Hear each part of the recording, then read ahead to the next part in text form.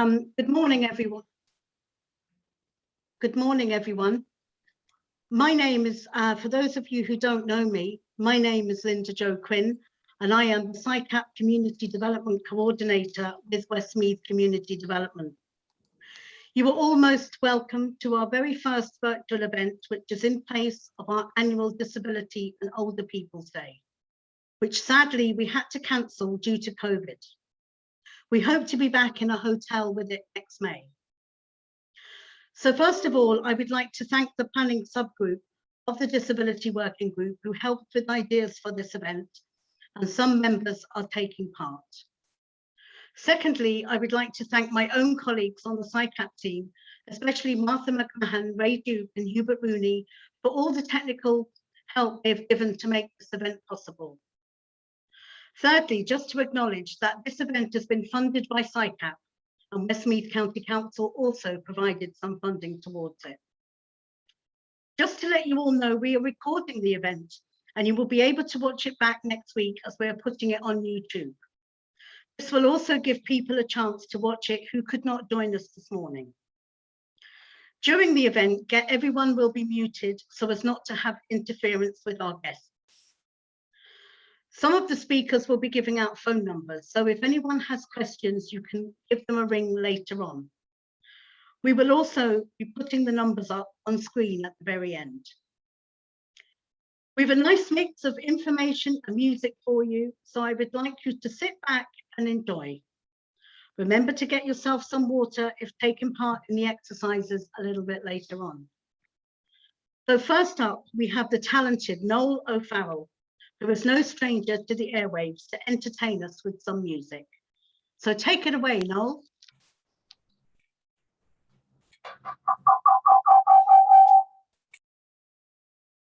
Do I have to unmute myself? I do. Yeah. So thank you very much. Okay, I thought you were controlling everything on me. So it's nice to be here, and it's nice to be among friends again. Some whom I know, and some who I've worked with, and I always enjoy events such as these because it's a gathering of people who have similar outlook and similar things in mind about what they want to get from an event like this. So my skill, if you like, if you want to call it that, is to bring a bit of music into an environment like this and release the power of music within a group. And I think that's a most important thing to do whenever we get the opportunity. So I'm going to sing a song or two for you today. But before we sing a song or two, I always like to start off with a tiny little warm-up, and I'm not going to spend a long time at it today. But it's always good to warm up the parts of your voice and your body that you use for singing.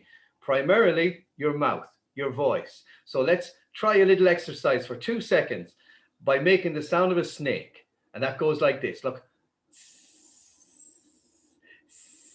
And you can do that from where you are, the sound of a snake, and that warms up your mouth. The next little place you want to warm up is the top of your chest. So pop your hand on your chest and make the sound of a cuckoo.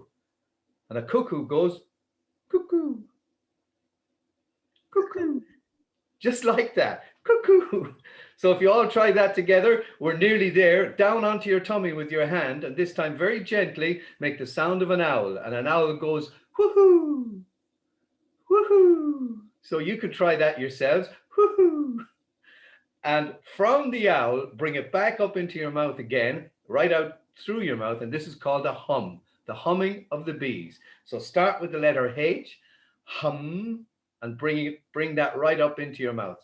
Hum. And do that one again a little bit. Hum. I could nearly hear it here. Do it as loud as you can this time. Hum. And make that sound travel and make it go a little bit longer. And that's a very quick example of how to warm up. That doesn't change if you're Pavarotti or you're whoever you want to be, yourselves. So let's start off with this little song. In Dublin's fair city, where the girls are so pretty, I first set my eyes on sweet Molly Malone. She wheeled her wheelbarrow through streets broad and narrow, crying cockles and mussels, alive, alive, oh. Try singing it together. Ready? Alive, alive, oh, alive, alive, oh, crying cockles and mussels, alive, alive, oh. She was a fishmonger, and sure 'twas no wonder, so were her father and her mother before. They wheeled a wheelbarrow through streets broad and narrow, crying cockles and mussels, alive, alive, oh. We try it together. Alive, alive, oh, alive, alive, oh, crying cockles and mussels, alive, alive, oh. She died of a fever, and no one could save her, and that was the end of sweet Molly Malone. Now her ghost wheels the barrow through streets broad and narrow, crying cockles and mussels, alive, alive, oh. Let's go again. Alive, alive, oh, alive, alive, oh, crying cockles and mussels, alive, alive, oh. Do it one more time. Alive, alive, oh, alive, alive, oh, crying cockles and mussels, alive, alive, oh. What's a good idea at the end of every time you do a song together is give yourselves a clap, and that means you're giving everybody else a clap too that was singing along. All right, I think I have a couple of minutes left, and I'm going to do a very quick one. All right, so this one would have a connection with County Westmeath, and this one has a connection with Foster and Allen. Originally a beautiful English folk song, and they brought it to fame back in the 70s, and it's a song called Bunch of Time. So if you sing this one along with me, we'll connect up with County Westmeath in this one as well, and the great Foster and Allen. Come on, you maidens young and fair, all you who are blooming in your prime, and always beware and keep your garden fair. Let no man steal away your time, for time, it is a precious thing, and time brings all things to my mind. Time with all its labors, along with all its joy. Time brings all things to my mind. Once I had a bunch of time, and I thought it never would decay. Then came a lusty sailor, he chanced to pass my way, and he stole my bunch of time away. The sailor gave to me a rose that never will decay, and he gave it to me to keep me reminded of when he stole my time away. Let's sing the chorus together. So come all you maidens young and fair, all you who are blooming in your prime, all you who are blooming in your prime, always beware and always beware, and keep your garden fair. Let no man steal away your time. Let man, steal away your time.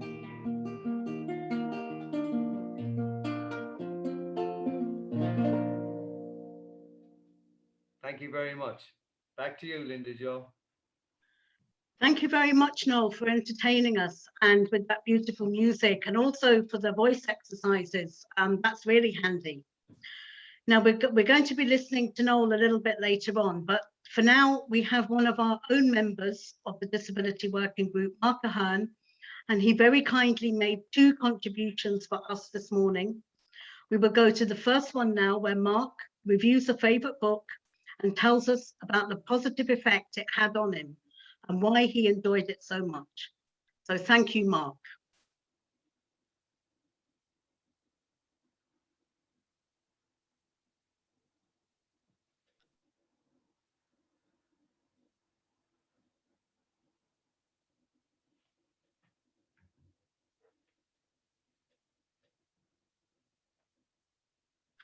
Just a little delay there with our video, Mark.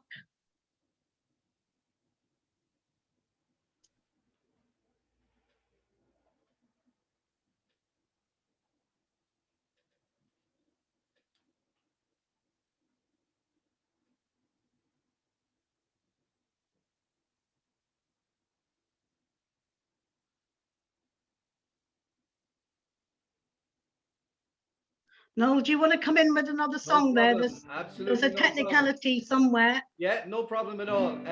I'll just continue in that theme of warm up if I can. And yeah. A nice little exercise to do, if we can do it, is just to click our fingers one at a time, just like that, and then add the other one. So if everybody does that, we should have a cacophony of sound here, like a symphony. And the second one, there you go. Keep that going. Keep those clicks going. Trailer for sale or rent, rooms to let for 50 cents. No phone, no pool, no pets. I ain't got no cigarettes. But 2 hours of pushing broom buys an 8x12 4-bedroom. I'm a man of means by no means. I'm king of the road. 3rd boxcar, midnight train. Keep the clicks going. Destination Bangor, Maine. Old worn out shooting shoes. I don't pay no union dues. I smoke those old stogies I have found. Short but not too big around. I'm a man of means by no means. I'm king of the road. I'm gonna hand you back to Linda Jo. Okay, now we're ready to go to Mark. Apologies for that technical hitch.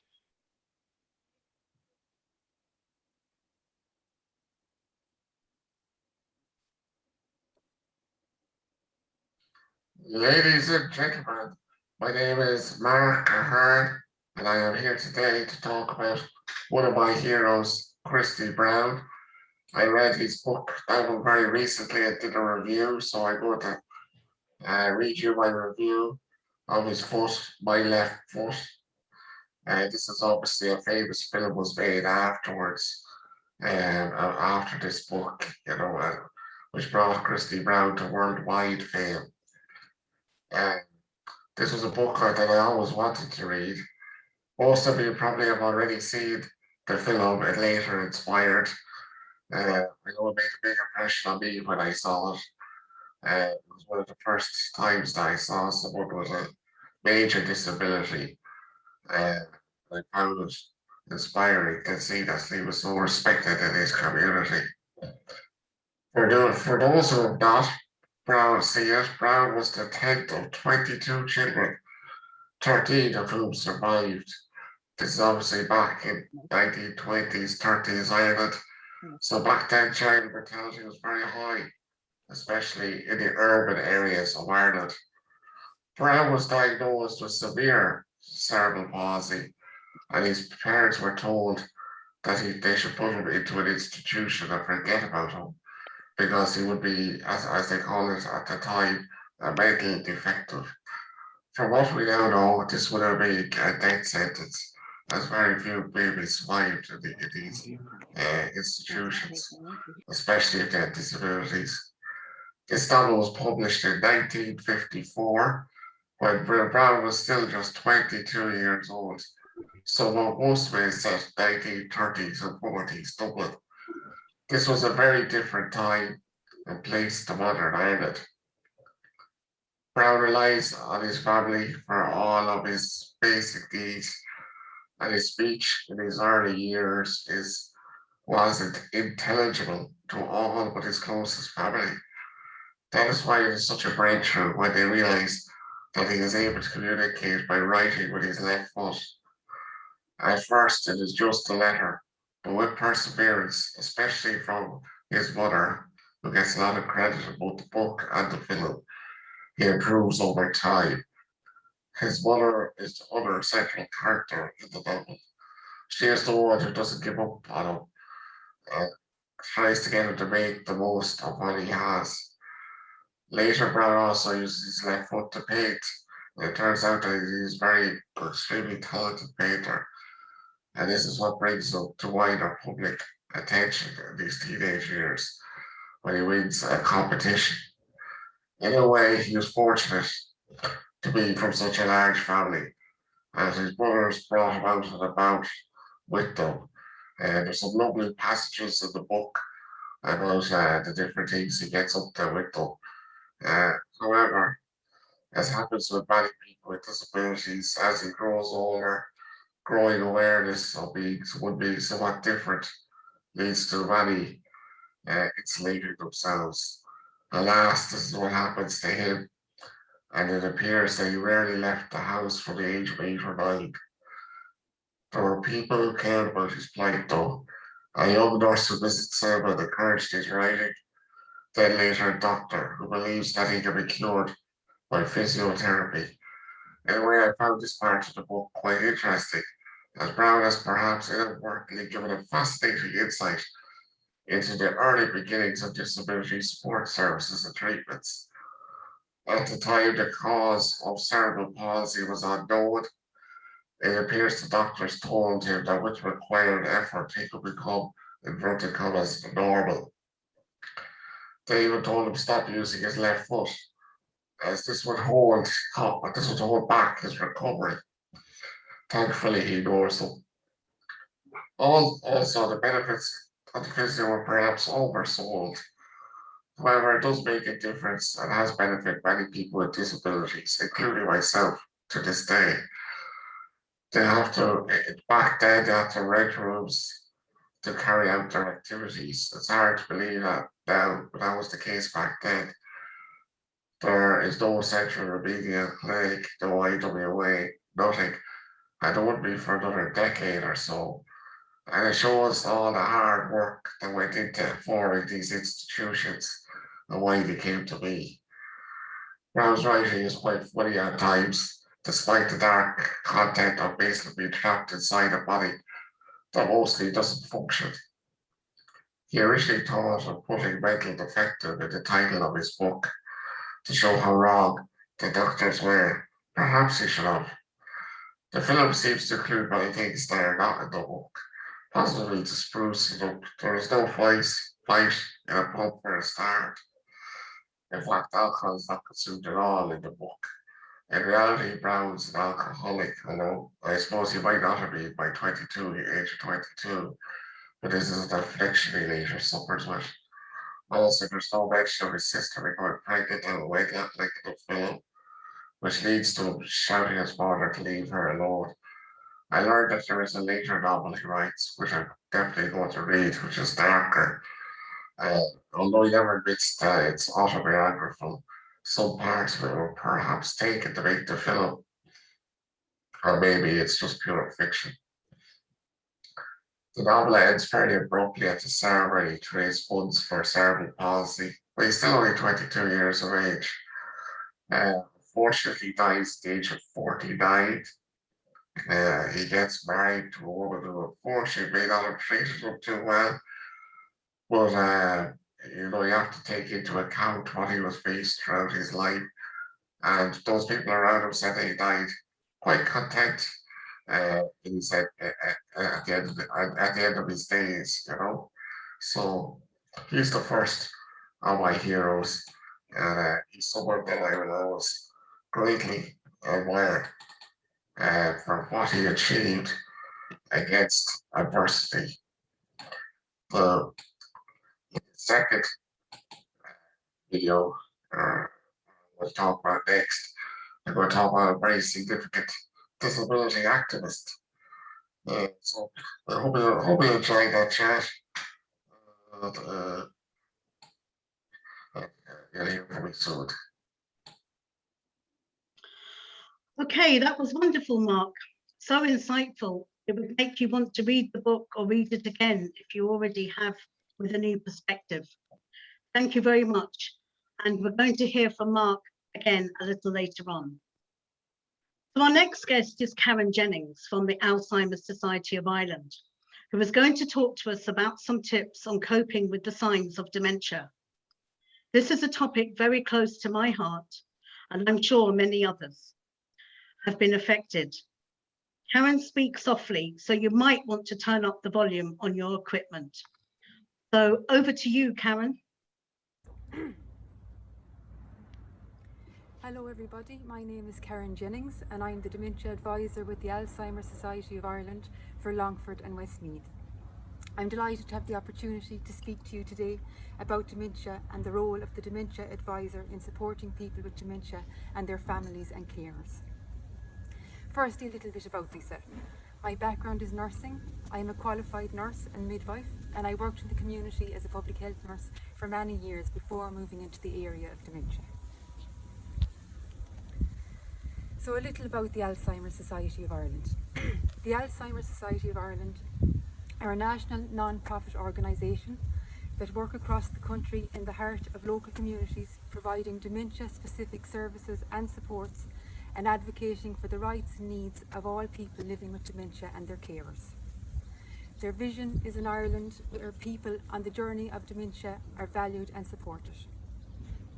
The Alzheimer Society of Ireland supports and services include the National Helpline Service, the Dementia Advisor Service, social clubs, Alzheimer cafes, support groups, cognitive stimulation therapy, day centres, home care services and respite care. So a little about dementia advisors and what their role is. There are currently 22 dementia advisors like me working around Ireland, and the plan going forward is that each county will have access to a dementia advisor. The Dementia Advisor Service is open to people with a diagnosis of any type of dementia and of any age, and to their family, friends and carers. It's an individualised service providing information, signposting and support. It's focused on the individual and their needs to facilitate them to live well with dementia, promoting self-help, well-being, choice and control. Dementia advisors enable people with dementia and their loved ones to face the challenges of a diagnosis, make plans for the future, live well and live a meaningful and positive life. So let's talk about what is dementia. So dementia is an umbrella term used to describe a range of conditions that cause changes and damage to the brain. These changes significantly affect a person's quality of life, changing their memory, thinking, communication and ability to perform everyday tasks. People often ask, what is the difference between Alzheimer's and dementia? Alzheimer's is the most common form of dementia and is thought to cause over half of all cases. The names of other types of dementia are Lewy body dementia, vascular dementia and frontotemporal dementia. Sometimes a person may experience a mix of two types of dementia, and this is called mixed dementia. So what are the early signs and symptoms of dementia? The early signs and symptoms of dementia may vary from person to person, but usually they include loss of memory, the gradual loss of skills required to cope with the activities of daily living, and impaired communication and social skills. It is estimated that there are over 64,000 people currently living with dementia in Ireland, and it is expected that this number will double in the next 25 years. Unfortunately, there is currently no cure for dementia. However, there are treatments that can help. So there is a range of dementia drug treatments that can help some people. They do not cure dementia, but help with some of the symptoms. For some people, they help to slow down the progression of the dementia over a period of time. These treatments are not successful for everybody, so it's important to discuss all options with your doctor. People with dementia may also be prescribed a range of medications to help relieve behavioural symptoms and depression. Other forms of treatment include cognitive stimulation therapy, counselling, support and information. And counselling can be very beneficial in the early stages for the person receiving the diagnosis. So how can you reduce your risk of getting dementia? While it is known that age is a risk factor for developing dementia, it is not an inevitable part of ageing. Many people do not develop dementia at any age, and it is not a normal part of ageing. Many people live long into their older years and never experience any signs or symptoms of dementia. However, age is a risk factor, and the prevalence of dementia increases with age. But the good news is there's growing scientific evidence that indicates by keeping your brain, body and heart healthy, you can reduce your risk of developing dementia. So the 5 steps you can take to reduce your risk are: 1, be physically active, which involves doing at least 30 minutes of moderate intensity aerobic activity 3 to 5 days a week. And this could include walking, cycling, swimming, dancing, gardening and even cleaning. It's important to eat a healthy diet with plenty of fruit and veg, increase your intake of fish and cut down on salt, saturated fat and sugar. It's also important to take care of your heart. We know what is good for your heart is good for your brain. So protect yourself from things that damage your heart, such as giving up smoking, drinking alcohol in moderation, maintaining a healthy body weight, and going for regular health checks for blood pressure, cholesterol, and blood sugar. It's important to mentally challenge your brain. So train your brain with new activities to help build new brain cells and strengthen connections between them. Take up a hobby, learn a language, an instrument, or even how to dance. And it's also important to be socially engaged, to phone or meet family and friends regularly, join a group and volunteer. So what should you do if you're worried about your memory? Everybody can be forgetful and struggle to remember a name or remember where the car is parked. But if your memory or the memory of a loved one is changing in a way that concerns you, it is important that you do something about it. Your symptoms may not even be caused by dementia. Some other possible causes of the symptoms you are experiencing include stress and anxiety, depression, infections, thyroid disorders, vitamin deficiency, overuse of alcohol and side effects of some medicine. If you are worried, do something about it. Visit your GP. The earlier you look for help, the better. So before you visit your GP, you could make a note of the changes that you have noticed and what is worrying you. So keeping a diary can help. The doctor will review your medical history and may begin a number of tests to rule out possible causes of the symptoms you're experiencing. This may involve blood tests, memory tests, as well as an overview of your general health. They may then refer you to a specialist for further tests. Getting an early diagnosis and intervention improves the quality of life of people with dementia and has a positive effect on the quality of life of family carers. Getting an early diagnosis means you can access appropriate treatment, services and support, plan your legal and financial affairs, and make decisions about your future care. Dementia is one of the most feared health conditions of our time, and living with dementia can be a challenging journey, not just for the person with the condition, but also for their family and loved ones.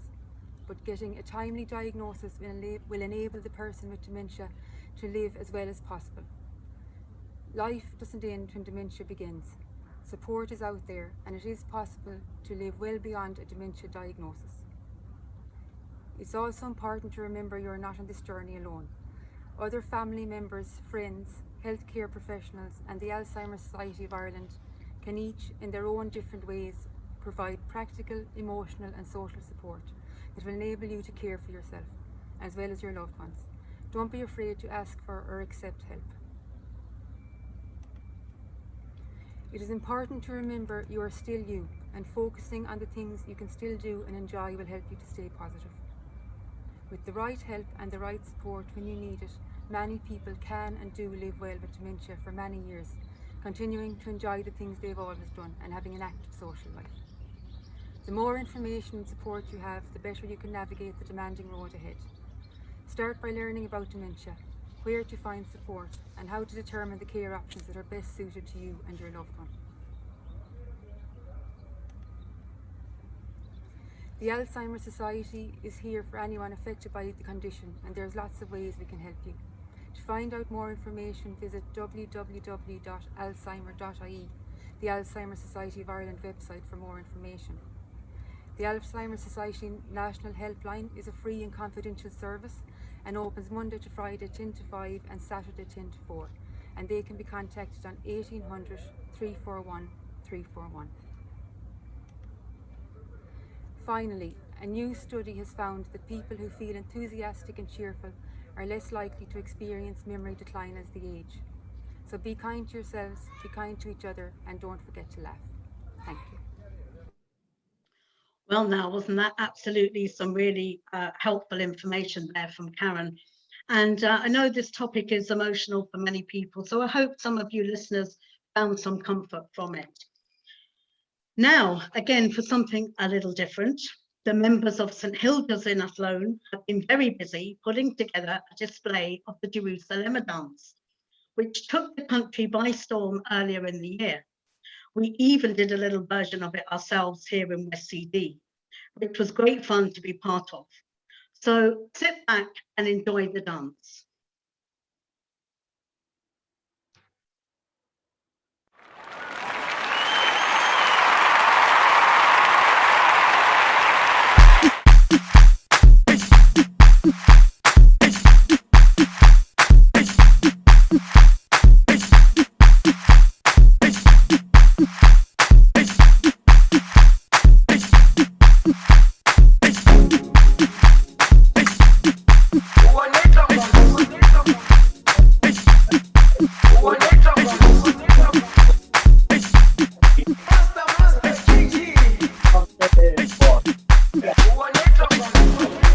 Jerusalema, ikhaya lami, ilondoloze, uhambe nami, zungangishilana.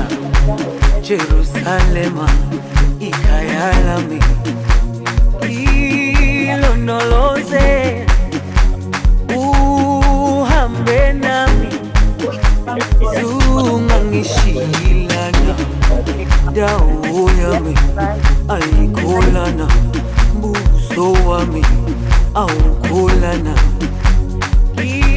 Ilondoloze, zuhambe nami. Dawo yami ayikholana, buso wami awukholana. Ilondoloze,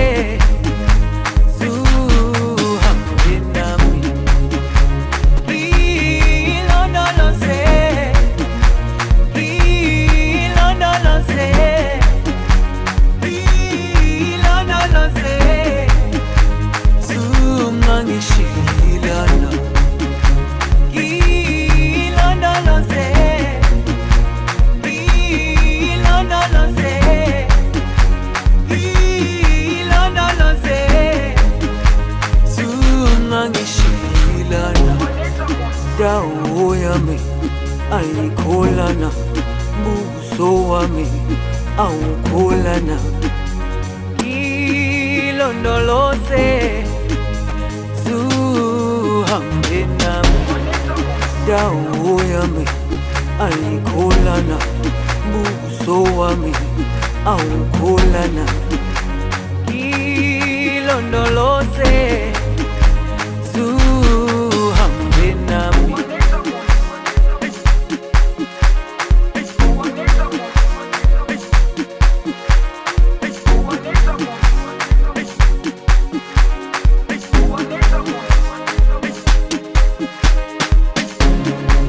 Jerusalema, ikhaya lami, ilondoloze, uhambe nami, zungangishilana. Jerusalema, ikhaya lami, ilondoloze, uhambe nami,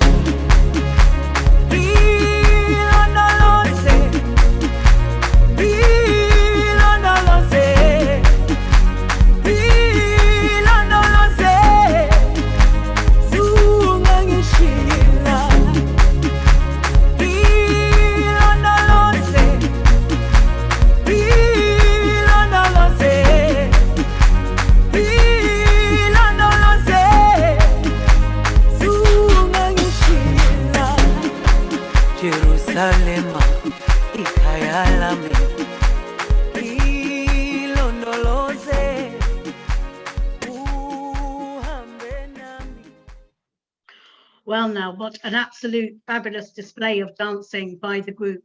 And it's a great little project to be part of, and learning the steps certainly helped you keep fit. So now next up, we are going to a podcast of our very own Anne Campbell, who has just retired from Westmeath Community Development staff, but continues with us as a most valued volunteer on our Older People's Action. Anne was a guest on Midlands Radio 3 Chatters and Matters programme in June, where she spoke with Ellen Butler to raise awareness on Westmeath Community Development's care and repair service, befriending service and home visitation service. Anne's interview was a real success, and we saw an increase in the number of people helped in the weeks that followed. And we also had people answer the call for volunteers. Midlands Radio 3 have kindly given us permission to play the podcast for you this morning. Enjoy.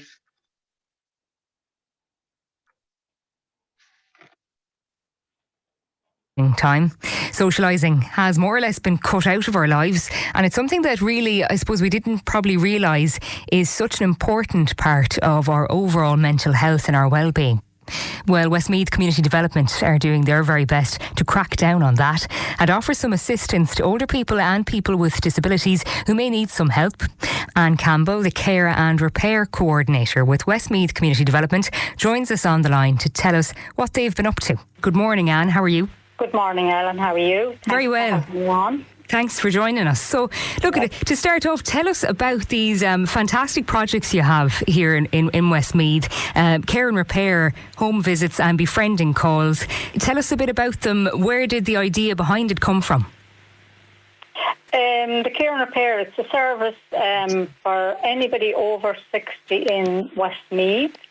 We also would do the jobs for anybody with a disability that's not yet 60 either. And they're the small jobs where we would organise for the volunteers to go out in twos to the person's house to do the small jobs that they may not be able to do anymore. And they're just small jobs like changing a light bulb, moving a bit of furniture, small gardening jobs.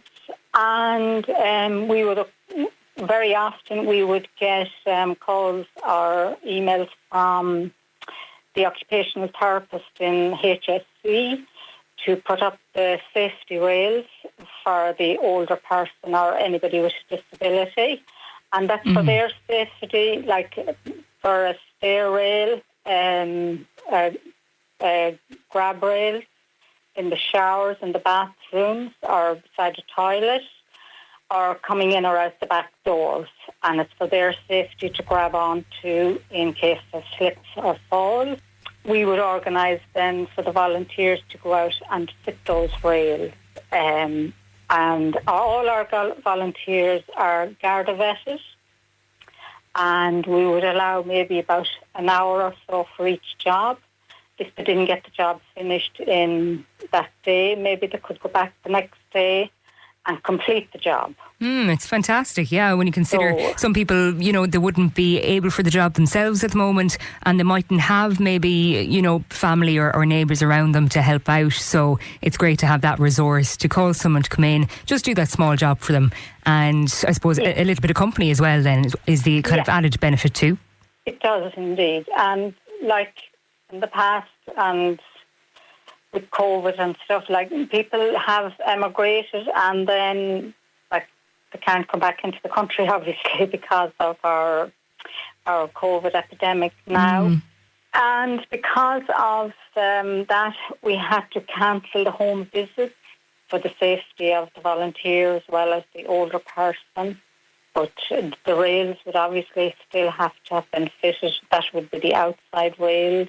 But unfortunately, we couldn't get back to do the inside rails until the last couple of weeks when it's safe to do so, while keeping with HSE COVID guidelines.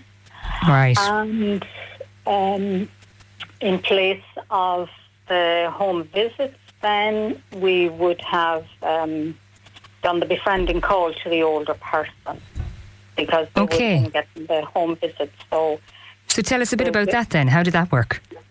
Yeah, we give them the friendly phone call once a week, twice a week, maybe some are getting a call maybe 3 days in the week, and they really appreciate it. Now, I have to say, we have come across a lot of very, very lovely older people, and you get as much benefit from speaking to the older person as they do from your call, because they're so knowledgeable about history and they're going back in time.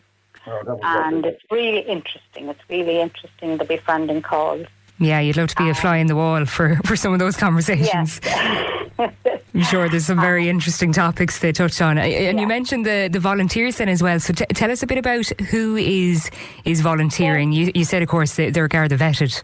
Oh, they are all Garda vetted. And a lot of our volunteers would be retired people, and even people that would have moved, we'll say, from one county to another, even from another country to this country. Right. And they want to also meet up with like-minded people, and they become friends over the years and have stayed friends, which is lovely for the volunteer as well as for the older person.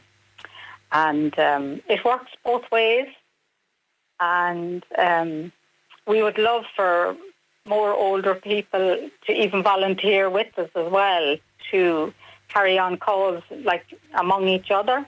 That would work. We have started doing that now in the past, and that works out well also.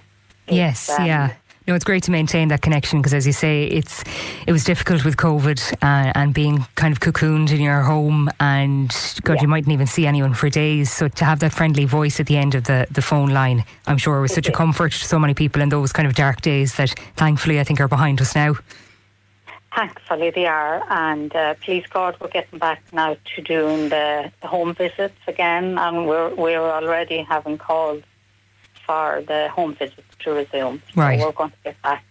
And that would be one of the volunteers actually going out to the house and staying for a while then, would it? That would be 2 volunteers that will go out and sit with the older person or a person with a disability for an hour, hour and a half, and have the friendly chat, and but have the cup of tea, or nothing medical, nothing like that, just friendly call, friendly chat with the person. And maybe if the older person is living with a relative, then the relative may be able to go off for a walk or do something on their own time while volunteers are visiting. It works out well. Yeah, another added benefit there. So for people listening who would like to volunteer to help out, or those who would like to access your service, I know people maybe would feel a little bit embarrassed, or feel even with the care and repair that they might be a burden on yourselves, but of course that's what you're there for. That's exactly what we're there for, and it's absolutely no problem. We'd be absolutely delighted with anybody that calls us, and we can be reached on 04493 48571, and either myself or Martha or one of us in the company will get back to the person. And if it's a volunteering role, then we will send them out the application forms and get them Garda vetted. The Garda vetting, it may put people off, but it's a very simple procedure, and not to be one bit worried about it. And then for the care and repair jobs, they can ring us in and they can get either myself or Martha on the phone, and we'll get the volunteers organised. Just to say, it's a free service for anybody over 60 or anybody with a disability. And the phone lines is there Monday to Friday, 11 to 4 p.m. daily. Brilliant, yeah. So if anyone has any questions or they'd like to find out more even before signing up for anything, you'll be on the end of the phone there anyway to answer any questions. Thanks a million for joining us on Chatters and Matters. Really interesting projects there, and very valuable in the community. So fair play to you for all you're doing there. Okay, thank you very much, Anne and Ellen. Chatters and Matters is on Sunday mornings at 8 a.m. to 9 a.m. and is usually hosted by Aileen O'Rourke. And it's a great place to find out what is happening locally. And of course, you can listen back to the podcasts that you may have missed. But could I just remind everybody, could they please turn off their mobile phones, put them on silent, and to mute yourself, please. Okay, so moving on to a very brave lady indeed, Gillian from Athlone. who has successfully faced many obstacles in her life and has achieved a degree in social care and a master's in child and youth studies. Gillian also has two beautiful children, Lily and Louis, and is going to talk to us this morning about hidden disability.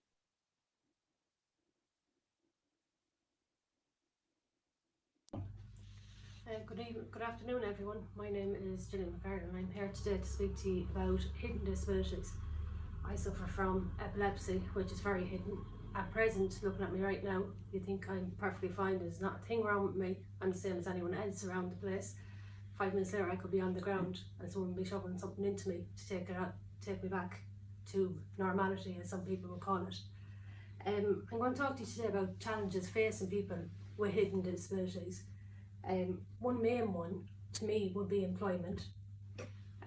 It's a huge factor, because if you walk into an interview, you look fine, you're able to do the interview, but the minute they hear about your condition, that's where the job kind of goes, without telling you that, oh, it's because you have a disability. I can give you a prime example of it. I done a master's in child and youth studies. I had my degree in social care, and I went for this job literally after my degree in 2016, or after my master's, sorry. And when I went, I got the job, but I didn't mention I had a condition. I never mentioned it because I didn't see the point, didn't see I had to. And then you were asked for your medical. I gave the medical, I passed the medical. And of course my GP did mention, as being honest, mentioned that I did have epilepsy and it was uncontrolled at the time. They asked me, they rang me back and they actually asked me to get the letter changed by my GP. I done that, my doctor changed the letter to say I can work in community support, but I needed other people around. My GP was able to say I was okay as well. And all of a sudden the job was gone. They told me that the position was filled within the time that I was waiting on my GP's letter. 5 minutes later, I looked online and the job was still advertised. So that was their way of saying, oh, epilepsy we don't need the hassle of it, but in a social care field where they're meant to be dealing with people with disabilities. I knew it was got to do with my disability, but they tried to do it a different way around it. So to me, employers, employees really need to acknowledge and be more aware of how to deal with it, especially in the social care field where you're dealing with it on a day-to-day basis. You have to be able to employ the people that actually have the disabilities to be able to work with it more so and understand people a lot more better because they're in the same situation. That's my kind of take on it. If you have the disability, you can understand what a person's going through a lot more and maybe be able to help them push themselves forward a bit more. So to me, awareness, something needs to be done. There's not enough there with employment for the people working, the employees, others alongside, and actually the employers themselves. It's a fear factor that a brick is put up and you don't get to. Like as I said, I have my master's. I've not 1 year done of any experience of it because I can't get a job the minute my condition comes across. So half is like, do I mention it? Do I not? I'll get the job if I don't mention it. Well, if I mention it, the job is gone. So what do you do? There has to be balances. It's catch-22. Because the awareness isn't there, the training's not there, it needs to be put in place to actually make everyone equal.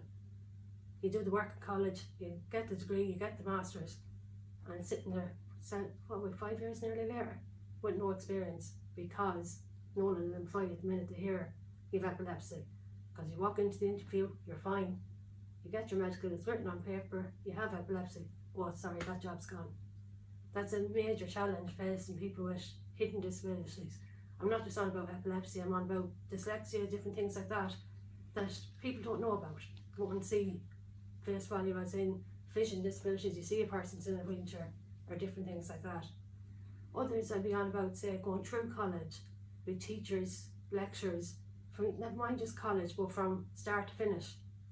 They're not aware, they're not trained. They need to be trained to be able to help the people.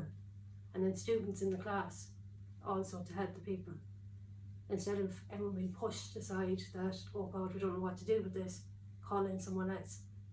Okay, the help of a family is great, but for you to go away from your family to be independent on your own, others need to be aware to work with that and help everyone else along. Education side of things, the teachers need to be more educated. and the government aren't actually funding that. It needs to be, a lot of people with epilepsy need to be given buccal midazolam if a seizure goes over 5 minutes. And you have to be trained in that. You need a certificate to be trained to be able to administer it. It should be across the board. Anyone in education, employed in education, should be able to give that. It's the exact same as first aid. Basic first aid. Only, yeah, you're injecting something, but it's needed. Same as insulin is needed for people with diabetes. My other side would be society and the prejudgments, the massive side of it. Like, I remember being told in college, because college seen, a lot of people seen my seizures in college because they were pretty uncontrolled, as we could say. And a lot of people would say, you can't have kids. It's definitely not safe for you to have kids. You're too dangerous with the medication. Then sure, you'd hit a child off the floor. You shouldn't have kids. And straight away, the prejudgment was there before anyone even listened or spoke about it. But now I have two happy, very healthy kids. The medication made them kids come here, as in it kept them safe the whole way through the pregnancy. It kept me safe, and they're happy and healthy. So there's no one to say that you can't have kids. And that prejudging in society is putting massive stigma in there for people with, I'm saying epilepsy, but also other disabilities, which is sheltering a lot of people. Like, say, the younger generations coming up, people don't want, or we don't want them to see it, so we won't tell them about it. I have a 4-year-old, and a few weeks ago, after my second vaccination, she came down the stairs and realised I was in a seizure. I had to tell her during my second pregnancy, in case she was on her own with me during the day. She knows how to use the ice button on my phone. I'm not one for technology with her. I don't let her on the likes of iPads, different things like that. But I showed her the basic ways to use the phone. And I have five numbers on my phone with pictures. She knows she's allowed answers to them people. She went through my ice button on my phone and she rang her daddy, saying, "Mommy needs help." And she put a pillow under my head, 4 years of age, and that's because she's not sheltered from it. She was able to get me the help I needed. And if people were more like that, I know it's not on everyone's doorstep, but instead of sheltering kids from it, they can actually be resilient and help others. Like, I know now, say if someone else was on the street, a stranger, she'd know what to do. A 4-year-old child would know what to do and she wouldn't be afraid of it. It's not like, I was gutted the day she found me, absolutely gutted that she found out so young, but she was able to help. She was able to do what she was told to do with it and not be afraid of it. Whereas the schools and parents, as I say, are sheltering kids from that. I'm not saying like, oh, smother them in it, but if they ask about a person in the wheelchair, if they ask, oh, what's happened to that person over there on the ground, tell them, don't shelter them from it. Because you're saying that there's something different with that person, that's where the stigma is coming years down the line as people are growing up into teenagers or different things like that. I would firmly believe a lot of it comes from the older age, kind of hiding it, sheltering the kids. I know everyone wants to protect their kids, me included. I know I had to tell mine because obviously they'd see it, but in a sense there is gentle ways to break it. It's kind of my main focus is more awareness, more education is needed, and don't shelter people to be able to prejudge. So I hope someone has learned something from this today and take something away from it. Thank you. Thank you, Gillian. And I hope you all found that talk very inspiring, with some useful information of where the barriers are still in society for people with disabilities. Hidden disability is a huge challenge that we all need to work together to help overcome. And as Athlone Access Awareness would say, together we can help disable inequality. So now, guys, for something active and in line with keeping healthy and fit, as Karen Jennings promoted earlier, we have a demonstration of some chair exercises for you, which you can do at home. So now's a good time to get some water if you haven't got it already. And I would like to welcome back Dave King, who has been a great help to our Live Longer and Prosper sessions. So I hope you enjoy, and only take part if you want to. And yes, we're back, guys. Thanks very much for having me back on. You're looking great, fit and healthy, and I believe some of you are still doing some exercises since we last met. Okay, I've been told I only have 10 minutes and I'm actually delighted to be here. I want you all to get your pump on, get your energy on. Let's step this up and get the body moving for a few minutes. But remember, before we start, make sure you have a sturdy chair, make sure you have somebody with you in the room or a phone nearby where you can contact somebody. If you feel any pain or restriction, any shortness of breath, I want you to stop and get assistance straight away. And only do what you can do, okay? What we're going to be doing is using some small weights, or you can use 2 bottles, or whatever you have in the house, once they are equal balanced weights, okay? Or you can just use your body weight, just do the movements that I'm doing here as well. So safety first as always, guys. Keep your breathing nice and steady. Use that mouth to breathe in, get the lungs filled, and exhale. And remember, take your time, and we're here to enjoy it. We've changed the music up a little bit faster for you guys this time, and once more, just have fun. That's what it's all about. A body that's in motion is a healthy body. Let's keep moving. Ready to crack on? Good. We haven't got much time, so here we go. I'm going to start a timer. Just copy what I'm doing. We're going to do warm up first, obviously, and then we're going to get straight to the exercises, get the blood flowing, and we're going to do a bit of a cool down if I have time. If not, make sure you get some water afterwards as well, and water throughout, and just to go at your own pace. Are we good? Let's go. We're going to set the clock now in a second. We turn the music up. If you can't hear me, okay, make sure you can see me and just copy what I'm doing. And remember, use that stable chair. Okay, here we go. Warm up. Make sure you're seated correctly. Nice and easy. We're going to march. So we're going to use those arms and those legs, lifting your feet off the ground. Opposite arm, opposite leg. And we're going to raise it slightly. We're just going to keep moving. Got a smile on your face, guys. Come on. Remember, if you haven't seen me before, this is Dave from King Fitness right here in Athlone, and we're bringing you some good movement. Let's change with a punch. Yes. Go nice and long for me. Picture somebody that you want to knock out and give them that knockout blow. Keep your back up nice and straight. Keep breathing. Nice long deep breaths. Okay, hold your hands here. We're going to twist slightly. Mind that spine. Keep your chest upright. Nice and tall. Nice and strong. Now we're going to bow forward. Just bow down and come back up. Watch me. We're going to bow and come back up. Nice and easy for the lower back. And we're going to squeeze back. We're going to do 3 more of these. 3. It's called good morning. Good morning, everybody. Good afternoon, wherever you are. 1 more. Now, let's open up that chest nice and wide.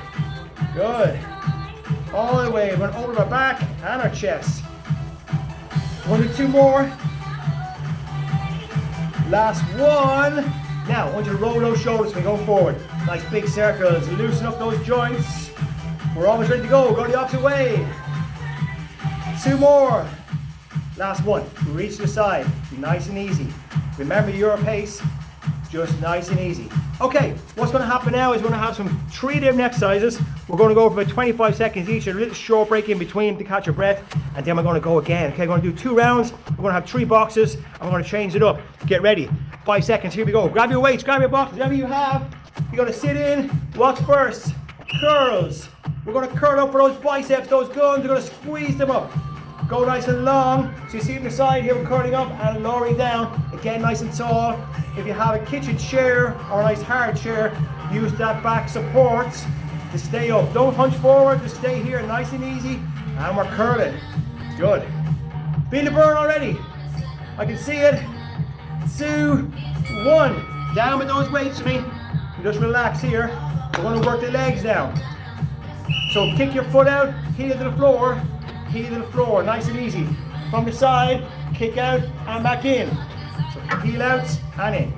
Out and in. Keep your hands here on your body, or just keep it neutral, or you can dance if you like. It's your call.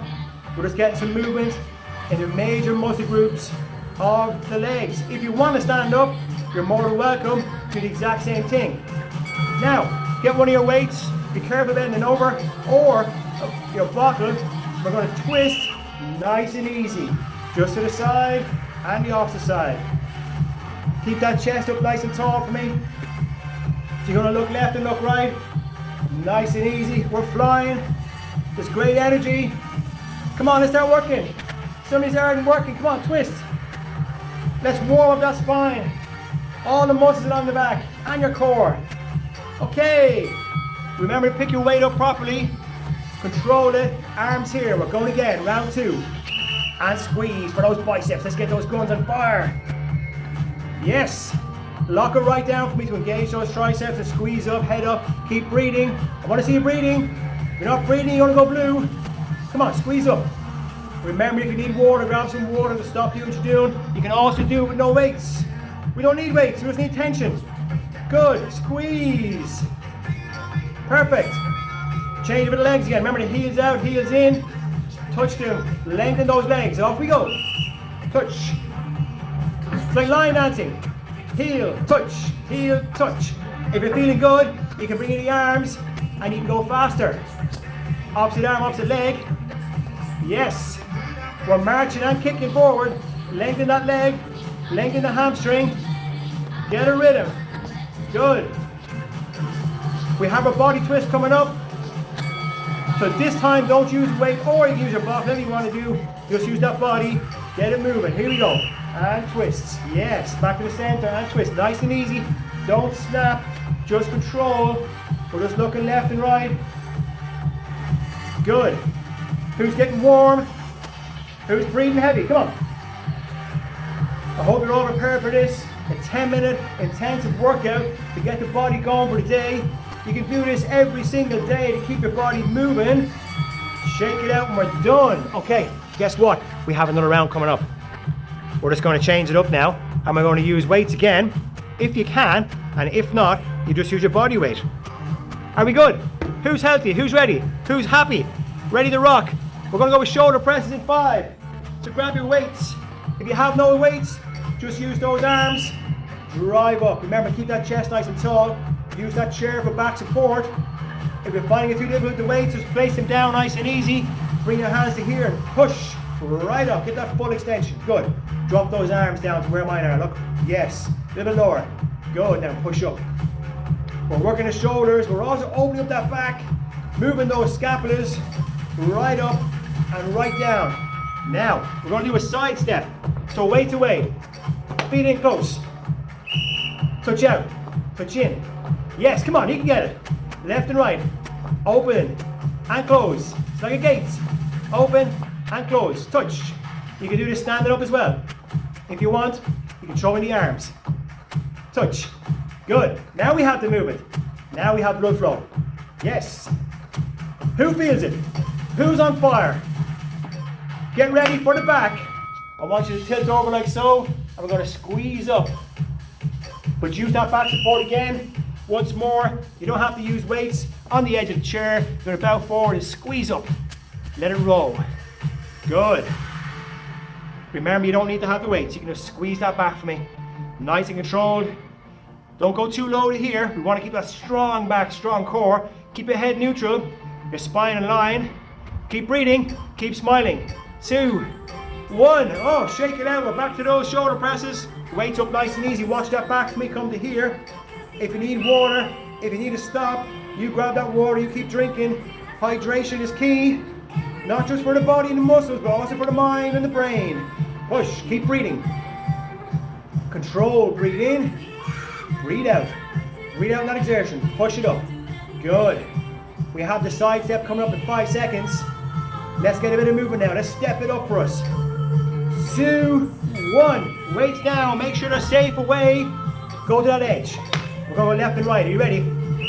Yes, mind those knees. It's a short step. We're going to reach for the sky. Reach it nice and high. Yeah, now the blood is pumping. The heart is going. We're loving it. Who loves the music? I do. Let's go. Kick it off. Pump. Push. Now we got it. I can feel the energy. See the smiles. 2, 1. Oh, let's go over the rows. Get your weights out nice and easy. Mind that back and spine. Lock in that back. We're going to roll up nice and easy. Elbows close to those ribs for me. Squeeze it up. Good, yes. Don't look up like this. You're going to strain your neck. Look forward. Pick a point. You don't need to see me. You just need to hear me. Have a quick look and then go back to your exercise. Squeezing up, squeezing down. Use no weights if you like. Keep going. We've got 2 more to do. 2, 1. Shake it out. That's round 2 done. Awesome. Okay, guys, we have 1 more round to go. I'd love to do a full hour with you, but I can't because we're under time restrictions. But guess what? It's even better because this 10 minutes, you can do it any time at all throughout the day. You can keep this and you can work away your own time and get the movement in. I'm ready to go. I have to keep moving. I've been watched. I've been told, keep on track, Dave, keep on time, because I have a tendency to talk and carried away. We'll be here all day. We're going to go back to shoulders. We're going to do a lateral raise. Make sure your chair is sturdy. Use those bottles that you have. Come up halfway and down. Don't go over your head. Just parallel. Good. You can do this standing up. Make sure you have soft knees. If you have no weights, just raise and lower your arms like a bird. Hammer flying. Good. Oh, this is a tough one. We feel the burn of the shoulders. Now, who wants to kick out? Hold on to your chair, nice and controlled. Feet flat on the ground. We're going to start with the right. We're going to kick. Extend that leg for me. Look out for a foot. Look. Boom. Push. Yes, we're getting blood flow in the calves now as well as the quads, and we're kicking out. Head up, nice and tall, nice and proud. Kick right out. Don't snap that leg for me. Don't damage the knee. Push it out. Good. We've got a high intensity one coming up next. We're going to get the body weight moving, the blood flow moving, and the heart rate up. Are we ready? We're going to march. Make sure your weights are safe away. And we're going to punch. Can we get the two together? It's hard. It's difficult. You need to have rhythm. Do you have rhythm? I have. Come on. Punch.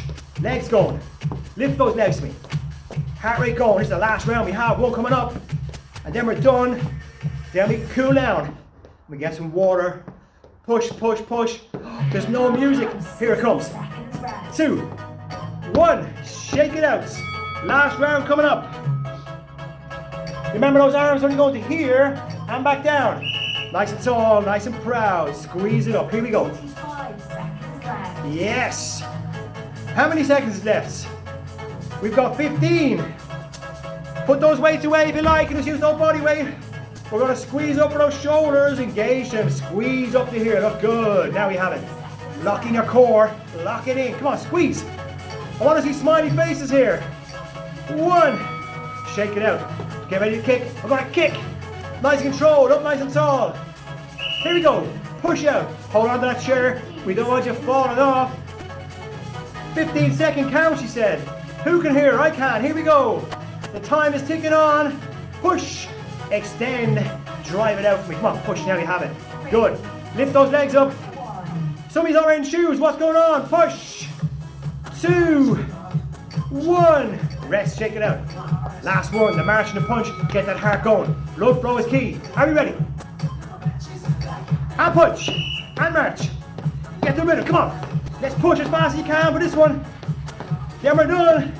Then we're going to stretch it out. Then you're going to move on. Make sure you get loads of water after this. Hydration. Keep breathing. Come on. Almost done. Last few. Knock them out. The knockout blows coming up in 3, 2, 1. Boom. And we're done, guys. Well done. Excellent. Okay. Hope everyone's feeling good. Your heart rate up right up there. Good blood flow all through the body. Okay. The blood flow through your muscles is going to help repair. Blood carries nutrients all around the body. Okay. Gets our brain active. Plenty of hydration. So we're going to keep nice and fluid and nice and good, nice and healthy. Are we good now? We're going to relax. I want you to roll those shoulders nice and easy for me. It's been great being on this, guys. I really appreciate you having me back on opposite direction because it was something I love to do. Had a great time with you guys over the last few Zooms, and hopefully we see you all again. Shake it out. Now I want you to just drop left and right, nice and easy. Just nice and controlled. We're going to do 2 more. Last one. Now, put your hand over hand, going to push away from me and hold, come back in. Push away. This is important. We're just slowing down the heart rate. Push it out, push it in. But again, we want blood flow, so hands out here and touch over your head. We don't want to do some stretches. We just want movements. Get that blood going again, start to repair. 1 more. Reach around, touch your back. Put your elbows back and release them. Elbows back and release. Almost done. I want you to bow forward for me. Just touch your hands and push up. Bow forward. Push up. Bow forward last time. Push up. Almost over the legs now. I want you to kick out that right one and hold. And bring it back in. And the left one and hold. Good. Keep breathing. Back in. Focus on your breath. Last time. Left one out. Nice deep breaths. And relax, guys. Well done. Get some water. You've done amazing. Can't wait to see you all again. Enjoy the rest of your event. It's been fantastic being on here. Thank you so much to all the guys who organise it. And guess what? Thanks to you. You brought the energy, you put in the effort, and you're going to get the benefit. Have a great one. I'll see you all soon. Well, thanks very much, Dave, for that. Wow, that was absolutely fantastic. And it certainly helped loosen up the limbs. I must continue to put them into practice myself. Now, for another little bit of music from Noel, and this is going to be a very good time if any of you want to go on a little break or grab a cup of tea. We're keeping running with Noel singing, and we'll be resuming with more content in 10 minutes. So see you then. Thank you, Noel. No problem.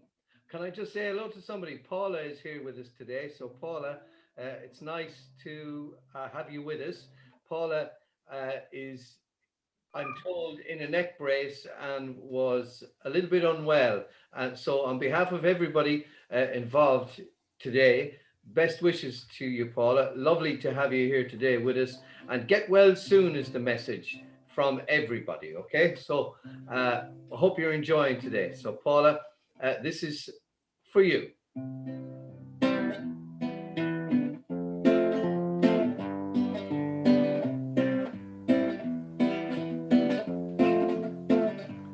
I see trees of green, red roses too. I see them bloom for me and you. And I think to myself, what a wonderful world.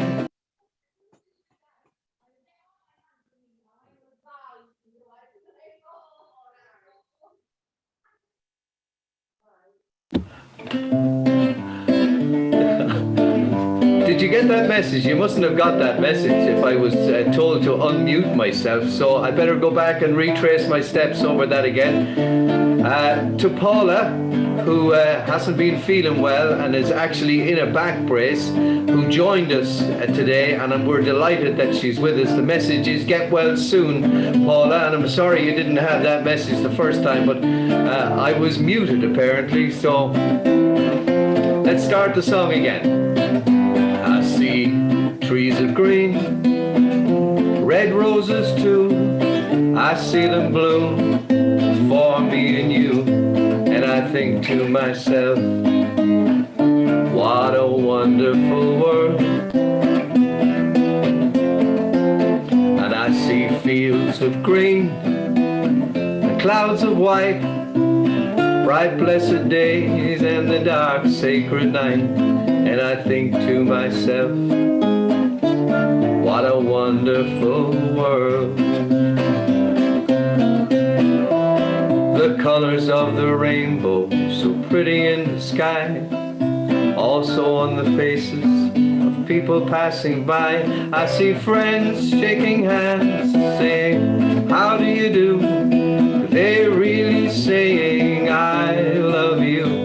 I hear babies cry, and I watch them grow. They learn much more than we'll ever know. And I think to myself, what a wonderful world. The colors of the rainbow, so pretty in the sky, also on the faces of people passing by. I see friends shaking hands, saying, how do you do? They're really saying, I love you. I hear babies cry, I watch them grow. They learn much more than we'll ever know. And I think to myself, what a wonderful world. And I think to myself, what a wonderful world. What a wonderful world. And that's especially for Paula, who, as I told you, wasn't feeling well and is in a back brace and who is delighted to have joined us here today. I'll do another song now, and this time I'm going to do continue with the one that we had earlier. We did a little bit of it, but let's continue on with it. And the clicking the fingers of one is always good, and especially after the exercises that you're after doing. But you could also just nod your head like this. or you can also get involved in whatever way you feel like getting involved, and especially singing along if you can sing along. Let's continue where we were. Trailer for sale or rent, rooms to let for 50 cents. No phone, no pool, no pets. Ain't got no cigarettes out. 2 hours of pushing broom. Buys an 8x12 4-bedroom. I'm a man of means by no means. King of the road. 3rd boxcar midnight train. Destination's Bangor, Maine. Old worn out suited shoes. I don't pay no union dues. There's no gold stogies that I have found. Short, but not to make around. I'm a man of means by no means. King of the road. I know every engineer on every train. All the children and all of the names. Every handout in every town. Every lock that ain't locked when no one's around. I'm singing trailer for sailor rent. Rooms to let for 50 cents. No phone, no pets. Ain't got no cigarettes. I'm a 2 hours of pushing broom. It buys an 8x12 4-bedroom. I'm a man of means by no means. I'm king of the road. Last time, I know every engineer on every train, all the children and all of their names, every handout in every town, and every lock that ain't locked when no one's around. We're singing trailer for sailor rent, rooms to let for 50 cents. No phone, no pets. Ain't got no cigarettes. I'm 2 hours of pushing broom. It buys an 8x12 4-bedroom. I'm a man of means by no means. I'm king of the road. King of the road. Last time, king of the road. We finished it. If you sang along, thank you for joining in. Back to you, Linda Jo. Okay, thank you very much, Noel, for that delightful music. And welcome back, everyone, to part 2 of our event. Hope everyone is enjoying it so far. So now moving on to our next guest, I would like to welcome back Mark Ahern for his second contribution, and he's going to talk to us this time about disability activism.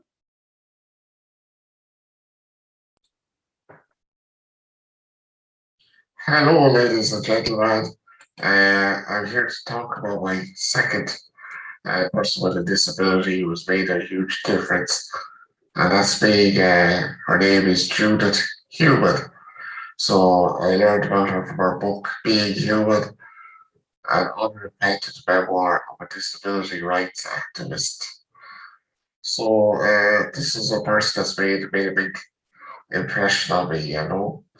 When I started reading her biography, I just simply couldn't stop. I first heard of Judith Human on a Netflix show called Camp, which was about freedom. A group of people with disabilities in their teens experienced in an unusual camp they would go to. They would get to choose themselves what clothes they wanted to wear, what they wanted to eat, and got an opportunity for sexual experiences. The important thing is to remember that the time that this occurred in was, people with disabilities were very repressed. They had very little freedom. In fact, at times they were not even educated, you know. So this was during the 60s. And as she says herself, their lives at home were very stifled. Importantly, key friendships were formed while they were at this crib camp that would later play a key role in the disability rights movement in the US. The camp was mentioned in the book, but it only takes up a few pages. So I would recommend to people that if they get a chance, they should look up There was a Crip Camp documentary on Netflix. It was very good. Hilda was affected by polio from a very early age, leaving her with limited use of her arms and legs. Her fight for anything even approaching equality started at a very early age. The doctor told her parents that they should institutionalize her. But having fled the Nazis, this was not something that they would let happen. It had very, very bad connotations. None of the local schools would accept her, but would calling her a fire hazard, a regular blocking tactic used against those with disabilities.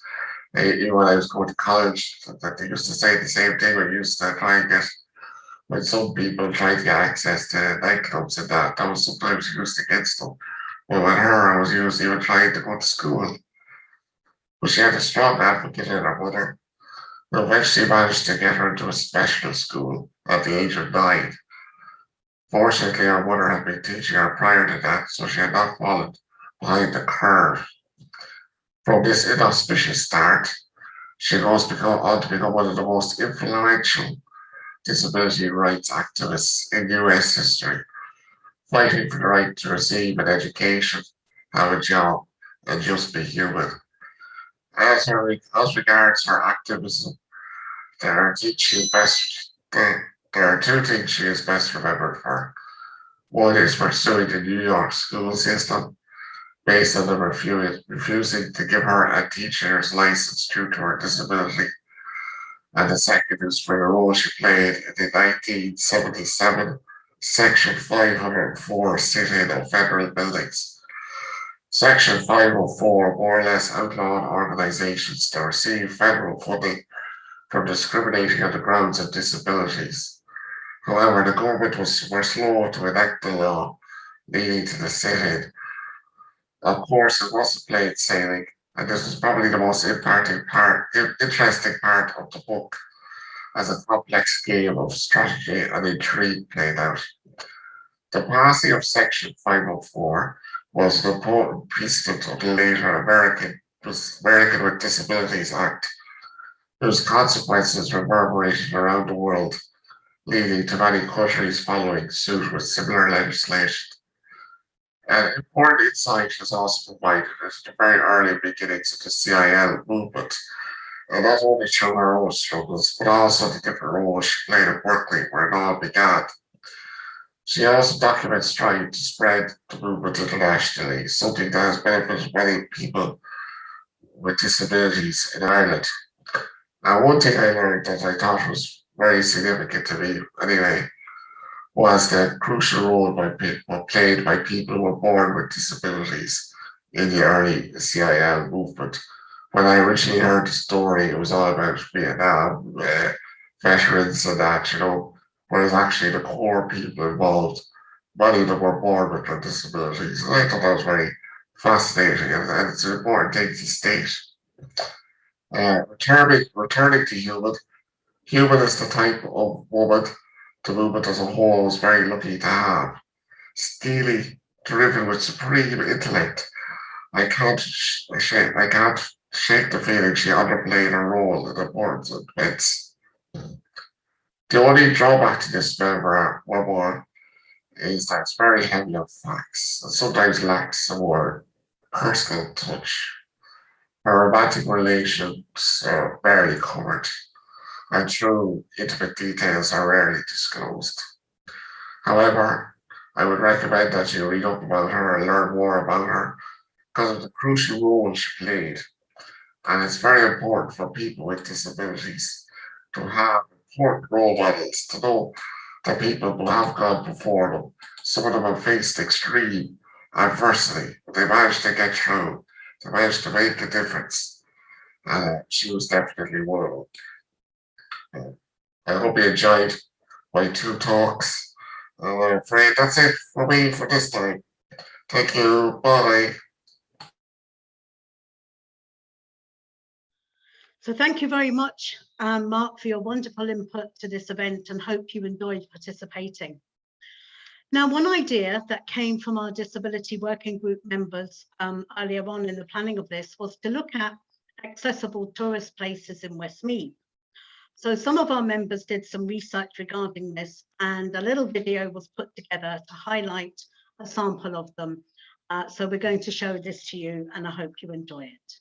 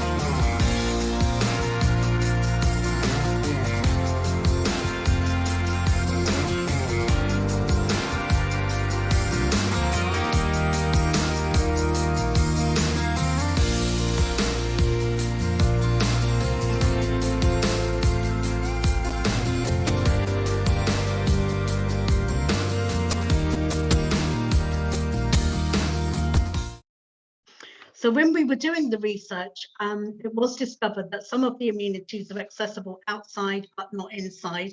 So you can contact us here at WestCD for further information about what we found out.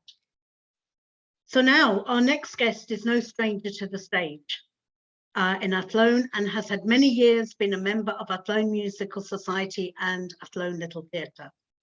I would like to welcome Ray Collins, who's going to do a number from the one and only Count John McCormack, who came from Athlone, a very famous tenor indeed. Take it away, Ray.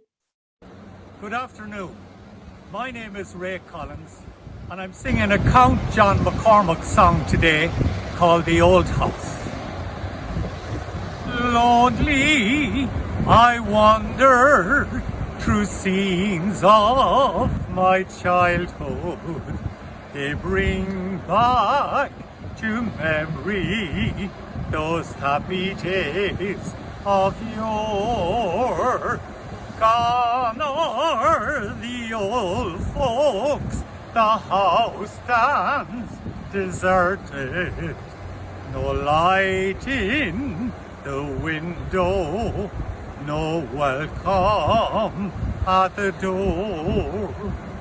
Here's where the children played games on the heather. Here's where they sailed their wee boats on the burn. Where are they now? Some have gone, some have wandered. no more to their homes shall those children return. Lone is the house now, and lone is the moorland. Children have scattered, the old folks have gone. Why stand I here like a ghost and a shadow? 'Tis time I was moving. 'Tis time I passed on.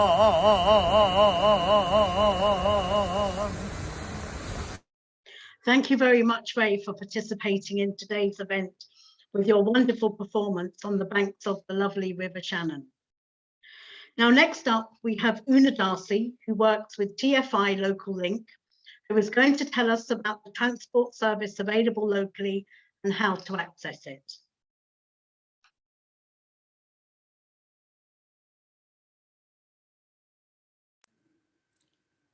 Hello, my name is Una Darcy, and I'm the Development Officer with TFI Local Link Longford, Westmeath, Roscommon, and we're responsible for providing public transport in the rural areas of these three counties. We take very seriously the importance of affordability, accessibility, and having an appropriate service in these areas. Today I'd like to talk about two aspects of our work. The first is understanding how we can make our services more accessible to our passengers.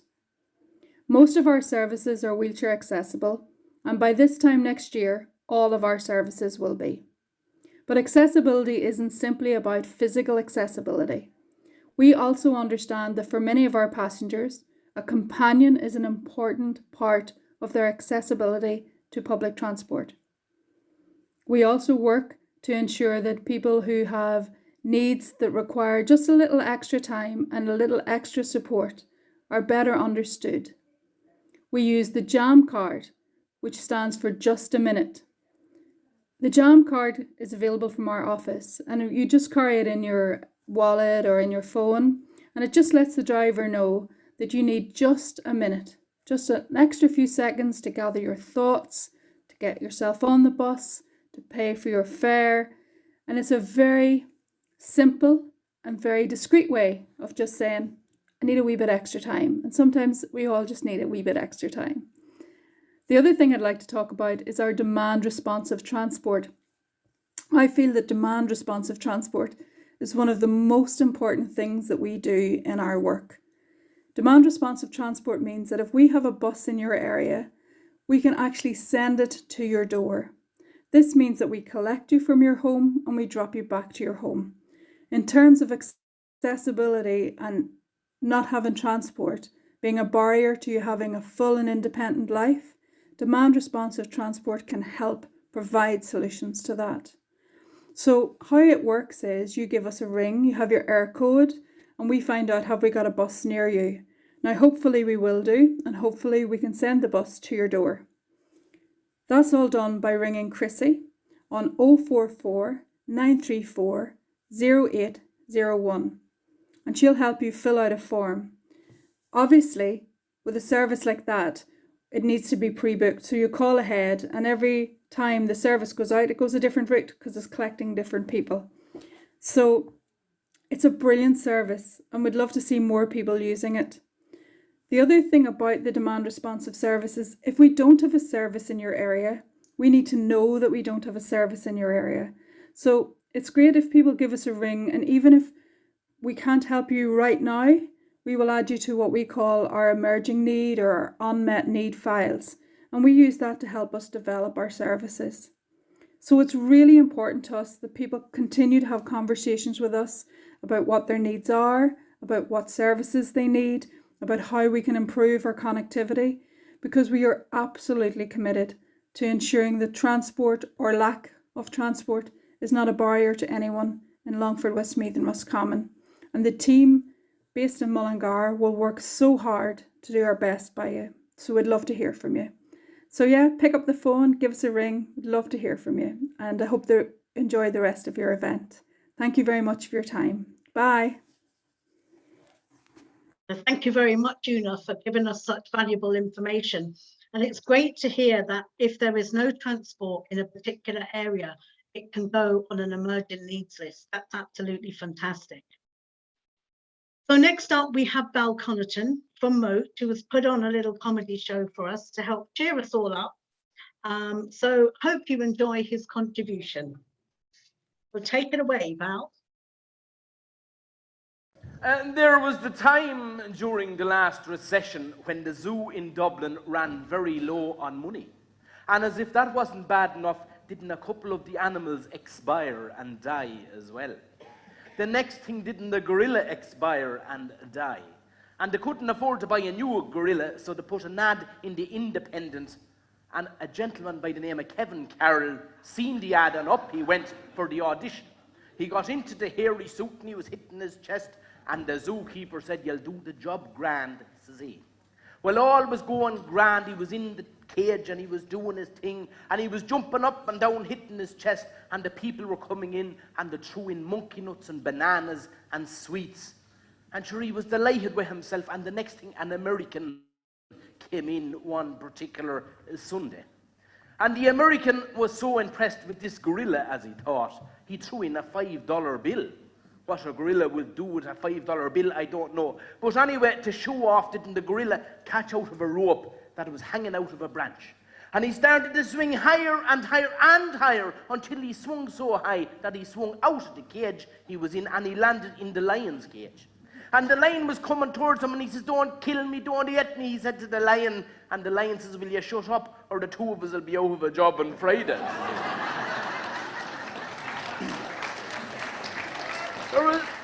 There was another time, three gentlemen, they were in Egan's pub out in Mount Temple.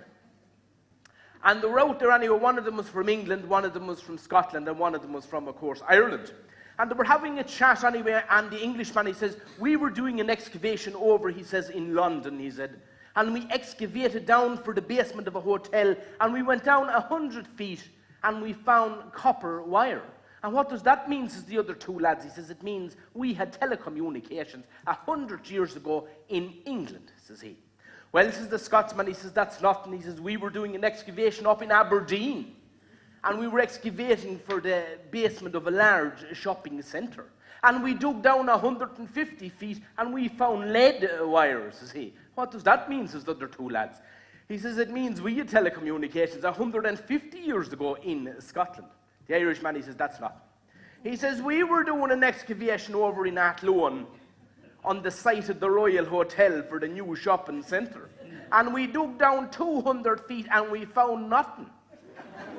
"And what does that mean?" says the other two lads. He says, "It means we had mobile phones 200 years ago in Athlone."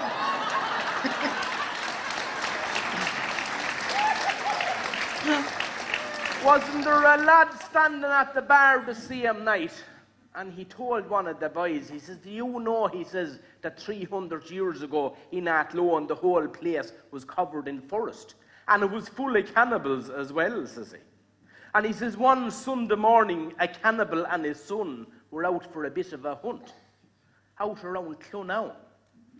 And didn't a beautiful looking girl from Baylin, she was in the very same forest, she was out for a jog, and not a stitch of clothes on her. Not none but a smile, and the cannibal father looked her up and down, as did the son, and the son turned to the father and says, 'Daddy, will we kill her and eat her?' And the father says, 'We'll bring her home and we'll eat your mother.'"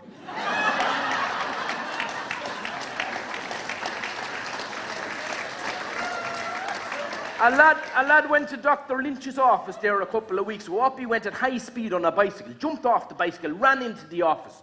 He says, "Doctor," he says, "I believe I have the diarrhea." Says the doctor, "When did you discover you had this condition?" "Oh," says he, "when I took off me bicycle clip," says he. Now his brother went the following week to the same doctor. In he went. He says, "Doctor, would you have something for a cough?" The doctor produced a bottle of laxative.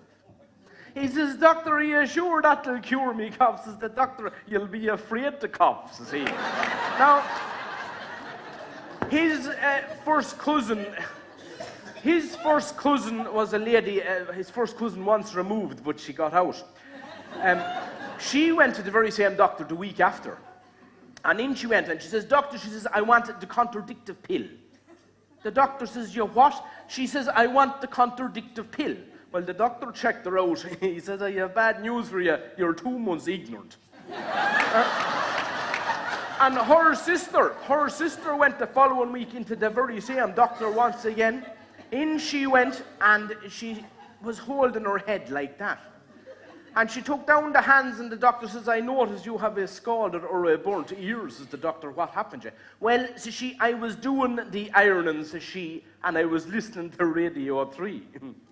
And I wasn't concentrating, and didn't the phone ring, and I put the iron up to the ear." And says the doctor, "I know as your other ear is burnt as well. What happened to that one?" She says, "I had to ring him back." Thank you.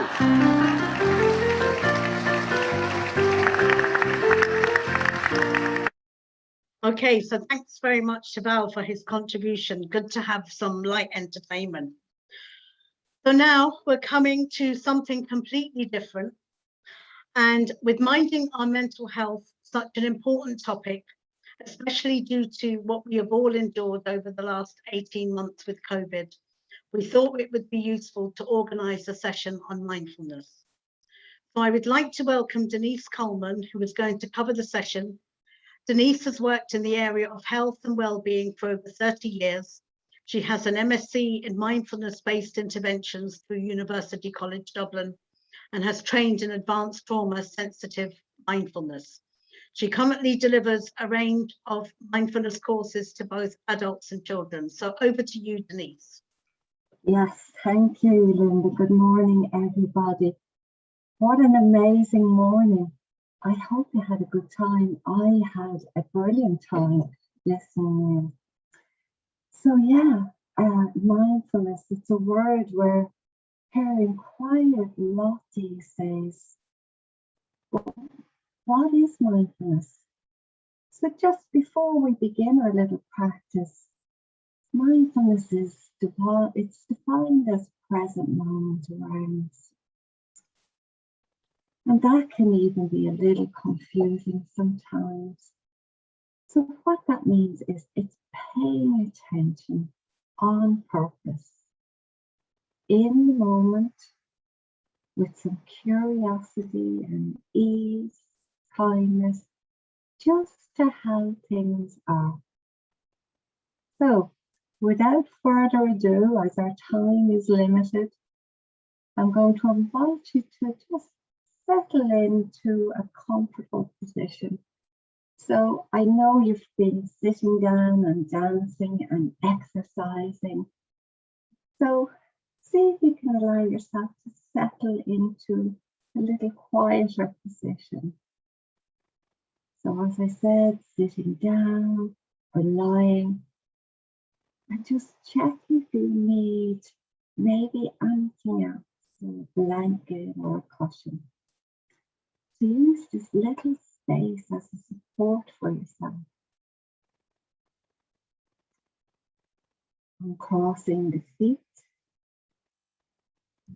And just sense how the body's making contact with the chair or the bed, whatever you're sitting or lying on. Sense the weight of the body. Back of the thighs. Maybe you're leaning back and the full length of the back. See if you can allow yourself to sense into this.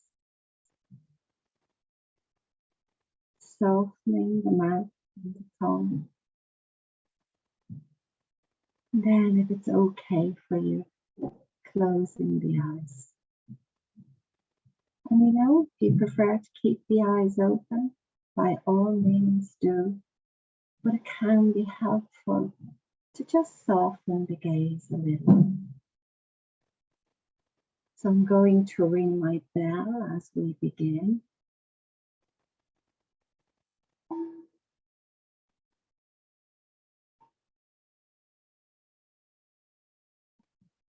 And just checking in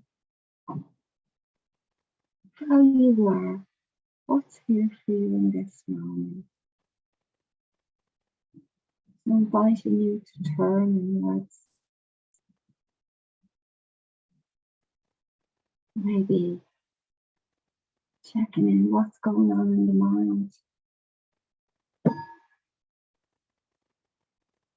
Are there any particular thoughts going on?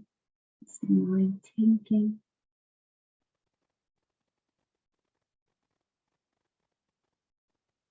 And just moving to see what's the mood around you at the moment.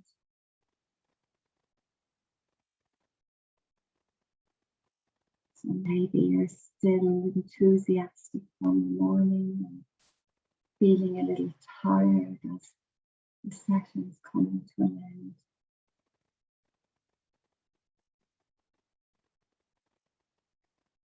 And just the body, how's the body?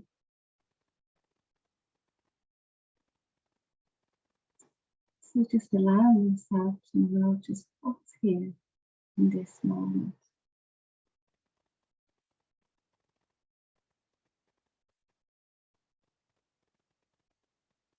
And when you're ready,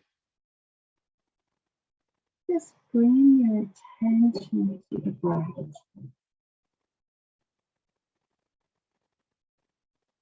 So see if you can just notice your experience of breathing just as it is.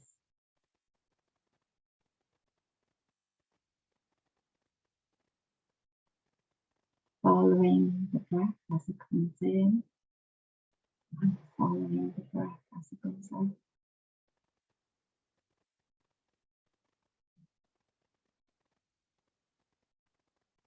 And see if you can resist the urge to maybe try to control or to change the breath in any way. So just noticing what's here in this moment. Noticing the sensations of the breath, breathing. And there's no effort required.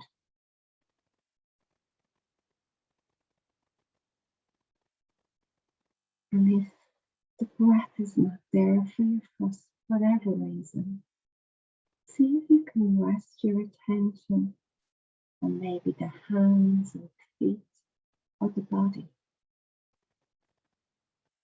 Allowing your attention to sense into what's here in the body.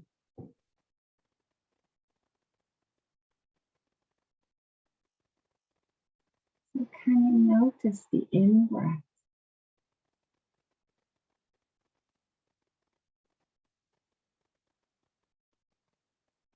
Is it long or is it short?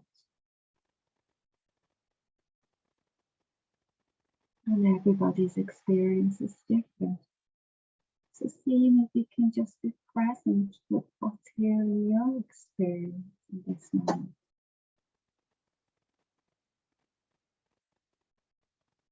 And then what about the out-breath?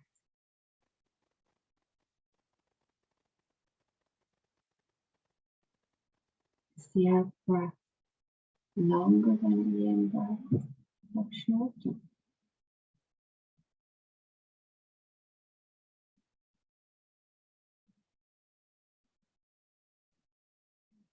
And seeing if you can perhaps allow the out-breath to be a little longer than the in-breath.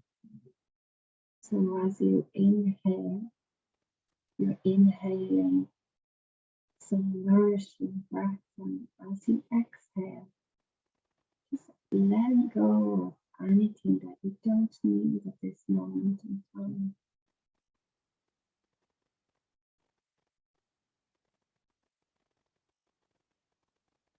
And there's no effort required. Just be easy with this.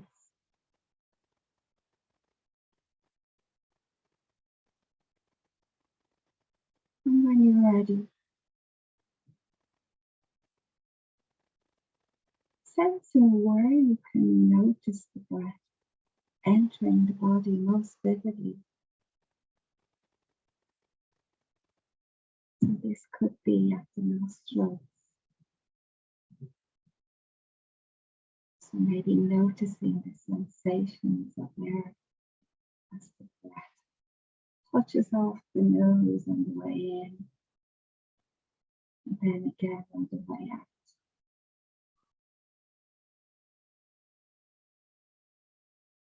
And maybe you notice the breath most vividly at the chest.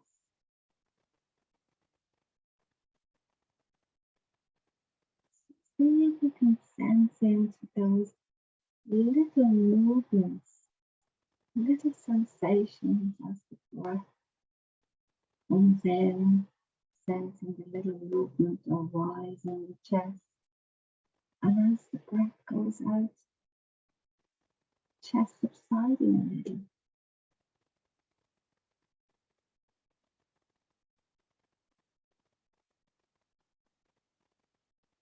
And you know, you may become distracted, so your mind might have moved off into thinking about maybe what happened earlier or what you have to do. So this is perfectly normal. See if you can just bring the attention back to resting on the breath and body. And maybe notice the breath most vividly at the belly. So again, sensing into those little movements, little sensations in the body as the breath comes in and as the breath goes out.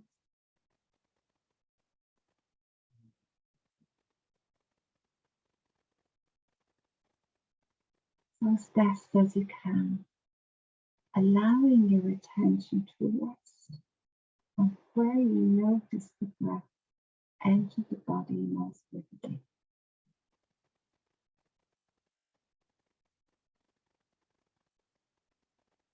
And just follow the breath as it comes in, and follow the breath as it goes in.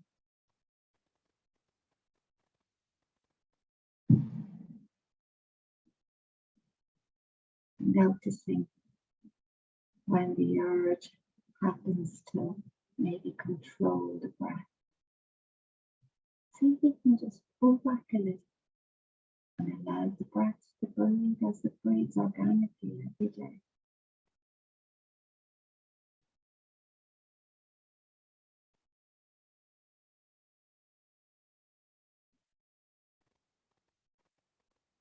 And when you're ready,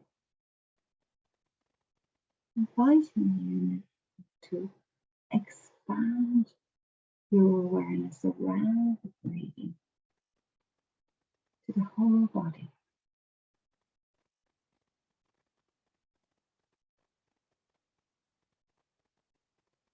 Sensing in again to the whole body sitting or lying here, just as it is. Breath breathing in the background.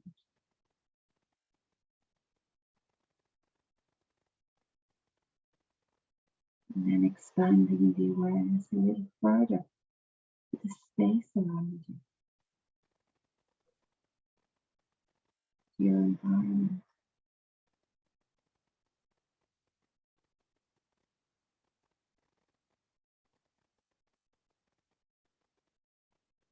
Breath breathing in the background.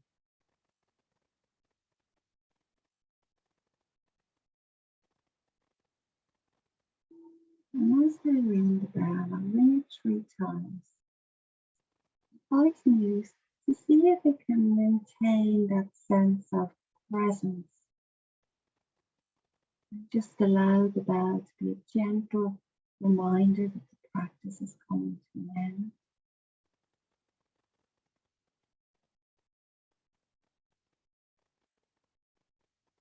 I'm inviting you now to bring some gratitude to yourself. Congratulate yourself for taking the time out of your day to turn up and to experience this wonderful morning.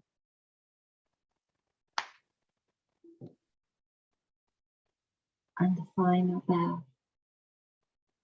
If the eyes are closed, I'm inviting you to gently open the eyes again. And if you want to gently move the fingers and the toes.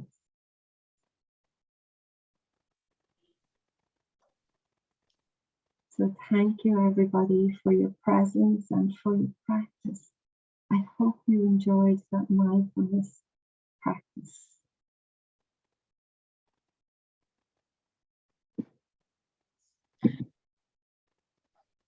Thank you, Denise, for helping us all relax. It's lovely to get the opportunity to do this when we can. So now, folks, sadly, we are almost at the end of this event. And I'd like to thank you all so much for joining in with us this morning for our very first virtual event. We really hope you enjoyed it, and we hope to do another one near Christmas, all going well. We have Noel Farrell for you again to sing us out, so stay tuned with us until Noel has finished. And we're going to put the useful numbers from this morning information up on the screen for you. So goodbye for now from myself, Linda Jo, and my team. I'd like to mention Martha and Ray and Hubert have been in the background all morning helping us with this. And I hope to chat to you all soon again. Take care. Bye. Thank you, Linda Jo, and thank you, everybody. And I really enjoyed this morning and got such an amount out of it. And I hope to see you all again sometime. So we'll meet again at some point. I was going to finish on a slightly more energetic one, but after that beautiful mindfulness session, I'm going to take it nice and easy and just say farewell to you. Stay well, and I'll see you sometime soon, further down the line. Okay?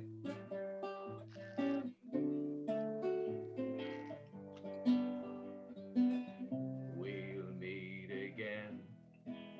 Don't know where, don't know when, but I know we'll meet again some sunny day. Keep smiling through, just like you always do, till your blue skies drive the dark clouds far away. Won't you please say hello to the folks that I know? Tell them I won't be long. They'll be happy to know when you saw me go, I was singing this song. We'll meet again. Don't know where, don't know when, but I know we'll meet again some sunny day. So won't you please say hello to the folks that I know? Tell them I won't be long. They'll be happy to know that when you saw me go, I was singing this song. Keep smiling through, just like you always do, till your blue skies turn the dark clouds far away. Till the blue skies turn the dark clouds far away. Till your blue skies turn the dark clouds far away. Thank you very much. Stay well.